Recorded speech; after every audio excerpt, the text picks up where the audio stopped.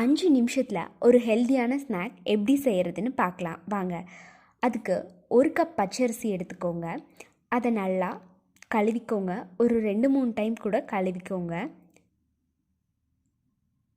இதை 1 மணி நேரம் ஊற வச்சுக்கோங்க.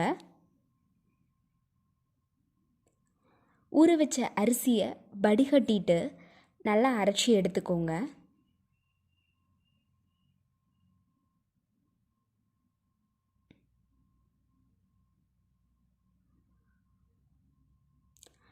அரைச்ச இந்த அரிசி மாவை நல்லா சலிச்சு எடுத்துக்கோங்க. கட்டி இல்லாமல் இருந்தால் தான் உருண்டை பிடிக்கிறதுக்கு நல்லாயிருக்கும்.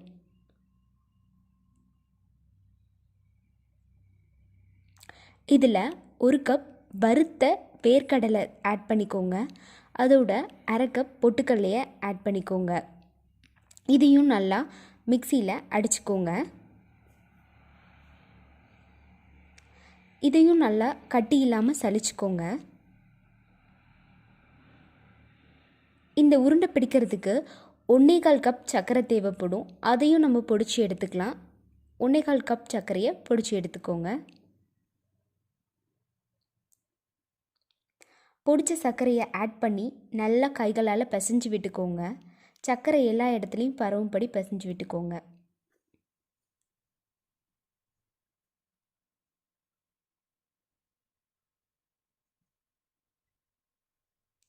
இதில் நம்ம ஒரு சின்ன மூடி தேங்காய் சேர்த்துக்கலாம். தேங்காய் ஆப்ஷனல் தான்.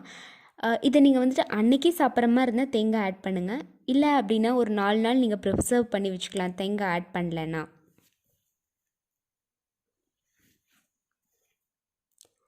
கைகளால் இப்படி மட்டம் பண்ணி விட்டுக்கோங்க. இது ஒரு 15 நிமிஷம் ஊறட்டும். அதுக்கப்புறம் நம்ம உருண்டை பிடிக்கலாம்.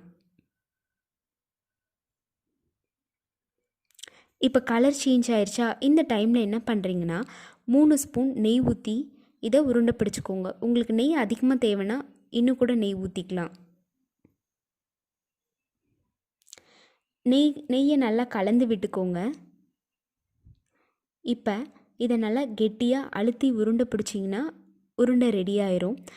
உங்களுக்கு இந்த வீடியோ பிடிச்சிருந்துச்சுன்னா எங்கள் சேனலை சப்ஸ்கிரைப் பண்ணுங்கள்.